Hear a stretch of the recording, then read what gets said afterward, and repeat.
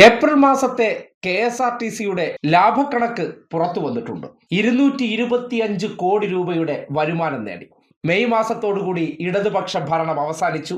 ഇനി കോൺഗ്രസ് ഭരണം ഏതാനും ദിവസങ്ങൾക്കകത്ത് വരും. KSRTCയിൽ സൗജന്യ യാത്ര ഉൾപ്പെടെ ആരംഭിക്കാൻ പോവുകയാണ്.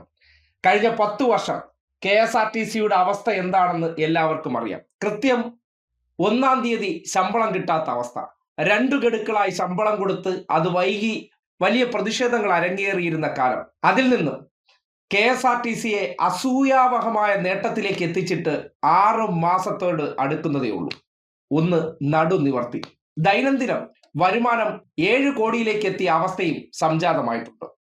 അത് അറിയുമ്പോൾ 10 വർഷം മുന്നേ ഉണ്ടായിരുന്ന ഒരു KSRTCയുടെ ചരിത്രം കൂടി ഈ മെയ് മാസത്തിൽ നാട്ടുകാരൊന്ന് അറിഞ്ഞിരിക്കണം. ഉമ്മൻചാണ്ടി സർക്കാർ 10 വർഷം മുന്നേ പടി ഇറങ്ങി പോകുമ്പോൾ, അല്ലെങ്കിൽ ഇടതുപക്ഷത്തിന് KSRTC താളത്തിൽ കൈമാറുമ്പോൾ പ്രതിവർഷം 615 കോടി രൂപയുടെ നഷ്ടമാണ് കോർപ്പറേഷൻ ഉണ്ടായിരുന്നത്.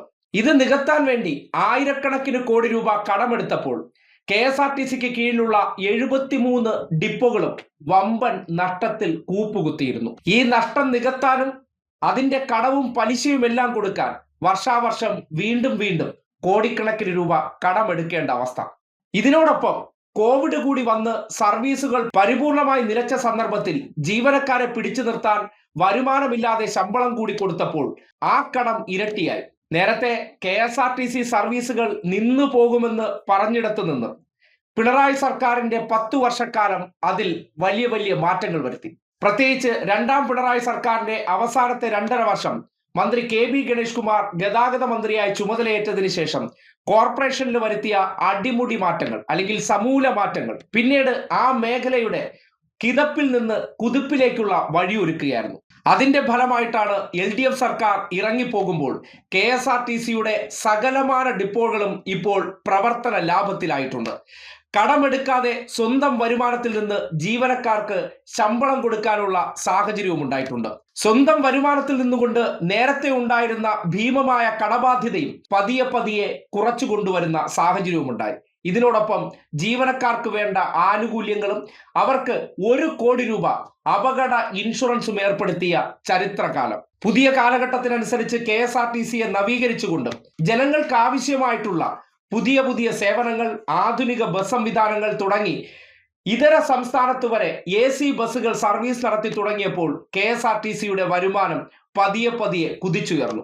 അങ്ങനെ ഒരുവിധം സ്വന്തം കാലിൽ നിൽക്കാൻ KSRTC എന്ന കോർപ്പറേഷൻ പിച്ച വെച്ച് തയ്യാറായി. ആ സന്ദർഭത്തിലാണ് ഇപ്പോൾ വീണ്ടും തെരഞ്ഞെടുപ്പ് വന്നു, ഇടതുപക്ഷം തോറ്റു, കോൺഗ്രസിലേക്ക് അധികാരം കൈമാറുന്നു. ആ അധികാരം കിട്ടാൻ വേണ്ടി KSRTCക്ക് വനിതകൾക്ക് സൗജന്യ യാത്ര പ്രഖ്യാപിച്ചു. ആ യാത്ര പ്രഖ്യാപിച്ചതുമായി ബന്ധപ്പെട്ട് നിലവിലെ കസേര കടിപിടി തുടരുമ്പോൾ മന്ത്രിസഭ അധികാരമേറ്റില്ലെങ്കിലും അതിനെ സംബന്ധിച്ച് മനോരമ പൊലിപ്പിയിൽ വാർത്ത കൊടുക്കുന്നുണ്ട്. കാര്യം ഈ കടിപിടിക്കിടയിലും അവർ വലിയ കാര്യങ്ങൾ ചെയ്യാൻ പോകുന്നു എന്നൊരു തോന്നലുണ്ടാക്കി എടുക്കണമല്ലോ.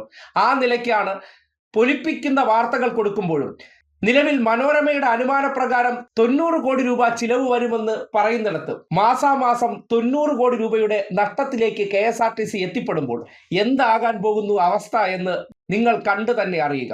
പക്ഷേ ഒരു കാര്യമുണ്ട്, ഏപ്രിൽ മാസം വരെയുള്ള വരുമാനത്തിലെത്തുമ്പോൾ 225 കോടി രൂപയുടെ സ്വന്തം നിലയ്ക്കുള്ള വരുമാനത്തിലേക്ക് എത്താൻ ആ കോർപ്പറേഷന് കഴിഞ്ഞു. ഇന്നലെ വരെ KSRTCയിൽ ശമ്പളം കൊടുത്തിട്ട് സംസാരിക്കൂ, പെൻഷൻ കൊടുത്തിട്ട് സംസാരിക്കൂ എന്ന് വാചക കസർത്തടിച്ചിരുന്നവരുടെ വായ്മൂടി കെട്ടുന്ന മാറ്റമായിരുന്നു അത്. ആ മേഖലയ്ക്ക് ഇനി എന്ത് സംഭവിക്കാൻ പോകുന്നു എന്ന് നിങ്ങൾ കണ്ടറിഞ്ഞാൽ മതി.